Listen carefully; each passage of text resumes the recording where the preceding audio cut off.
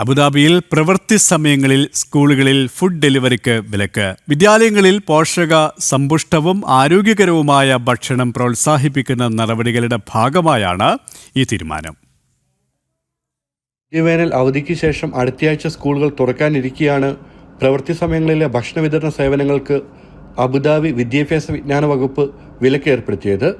വിദ്യാർത്ഥികൾ പുറത്തുനിന്ന് ഫാസ്റ്റ് ഫുഡും അനാരോഗ്യകരമായ ഭക്ഷണങ്ങളും ഓൺലൈനായി വരുത്തുന്നത് തടയുന്ന ലക്ഷ്യത്തോടെയാണ് നടപടി.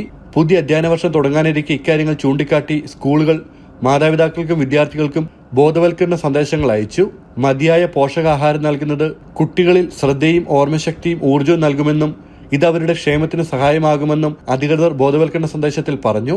മധുര ശീതള പാനീയങ്ങൾ, ഫാസ്റ്റ് ഫുഡ് മുതലായ പോഷകാഹാരം കുറവുള്ള ഭക്ഷണങ്ങൾ കഴിക്കുന്നതിൽ നിന്ന് വിട്ടുനിൽക്കണമെന്ന് അധികൃതർ ആവശ്യപ്പെട്ടു.